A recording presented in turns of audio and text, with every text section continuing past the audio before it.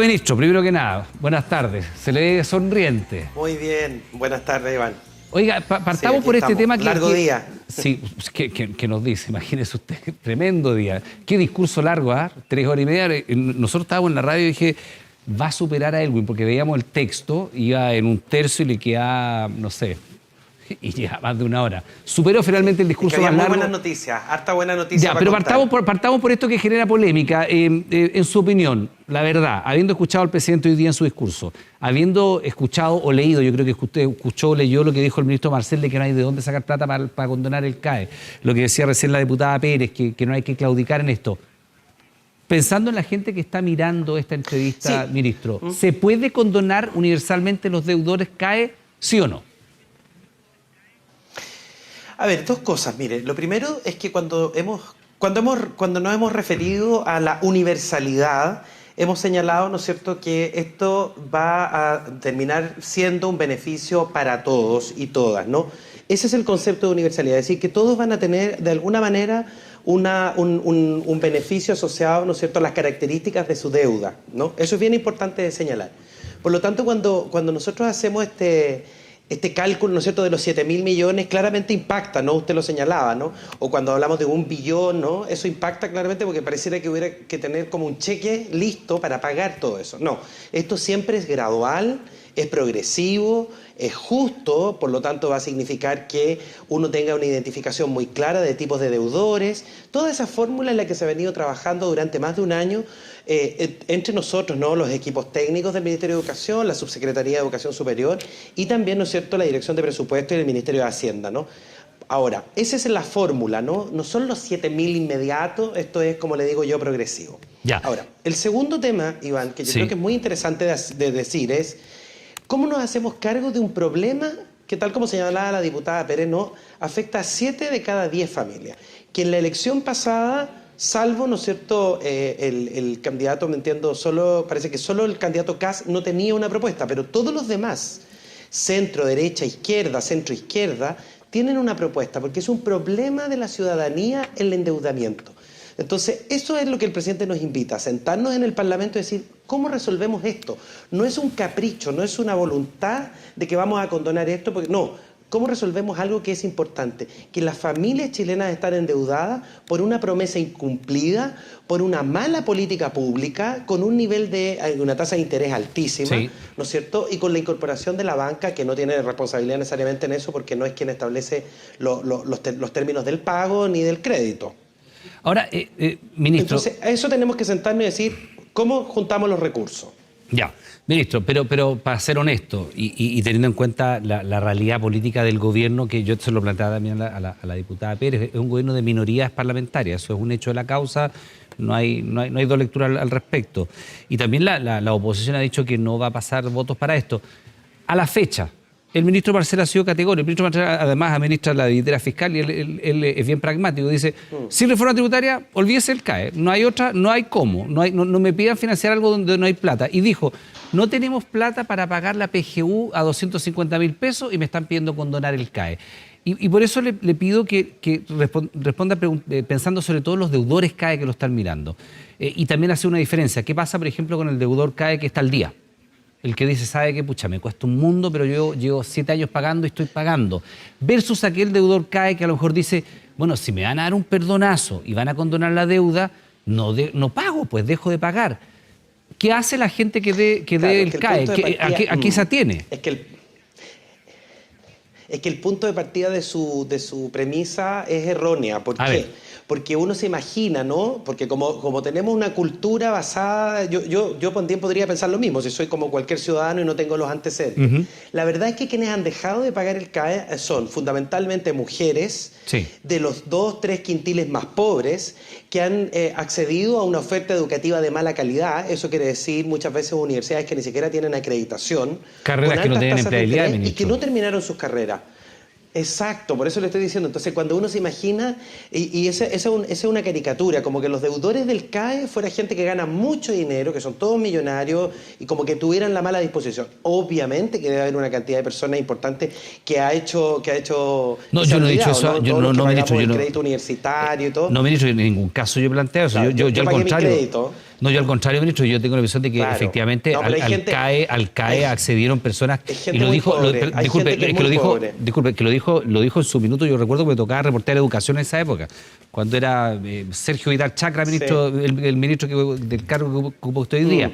Y el orgullo del momento era que 7 de cada 10 universitarios eran primera generación profesional en sus respectivas familias. Y ese era el orgullo, la masificación, la cobertura. Bueno, después vimos los costos de aquello, ¿no? Evidentemente, pero Exacto. en esa masificación se terminó avalando universidades que no estaban acreditadas y carreras que eran humo, para decirlo súper Eh, claro. Pero, muy bien, Iván, claro, pero esa reflexión es la que con calma, con diálogo, con amplitud de mira, sin caricaturas, tenemos que llevar hasta el Parlamento para decir, para esto sirven los tributos, ¿no? Para eso se hace un pacto fiscal.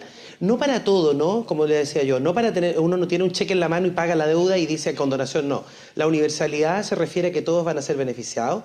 Esto va a ser progresivo, va a ser justo, va a ser gradual, implica varios gobiernos, por eso que es un compromiso del Estado a largo plazo con sus ciudadanos y ciudadanas diciendo, mire, tuvimos una mala decisión en su minuto. Por ampliar la cobertura hicimos algo que a lo mejor no sabíamos las consecuencias que iba a tener, que era un alto nivel de endeudamiento y mucha frustración porque muchos estudiantes lamentablemente no fueron capaces de incorporarse en el mercado laboral porque las ofertas académicas no eran las adecuadas.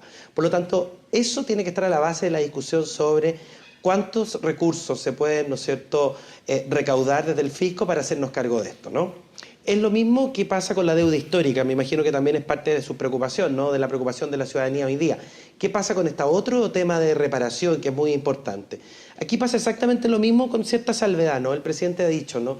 Tampoco tenemos los recursos, sin embargo, hoy día podemos observar algunas situaciones de mayor urgencia, ¿no? De la misma manera en que uno tiene categorizado a los deudores y deudoras del CAE, también a quienes se le debe la deuda histórica o la reparación de la deuda histórica son profesores que están en distintos rangos etarios y probablemente algo deberemos hacer, ¿no? Ministro. Debemos hacer con aquellos que son más mayores. Ministro, para cerrar ese tema y entrar en el tema de la acusación y toda la polémica que usted entiende que también está puesta sobre la mesa a propósito de la guía de sexualidad afectiva.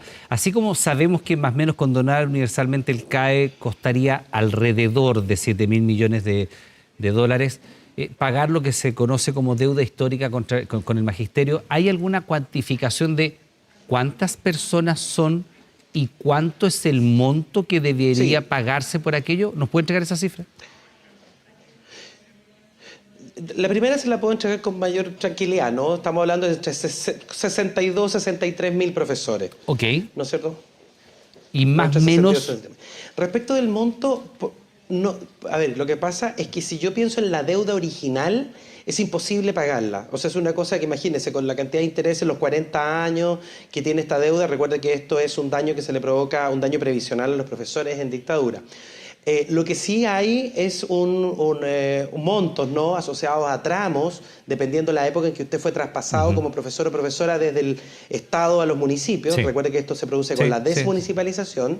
Entonces hay unos ciertos tramos. Pero ¿por qué le digo yo que no se los puedo compartir? Porque eso es parte de la negociación que se está haciendo Ya. precisamente con las agrupaciones de profesores. O sea, esto se hace casi Pero caso no a es caso. ciertamente Ya. la deuda histórica. Ya, Es ministro. una reparación.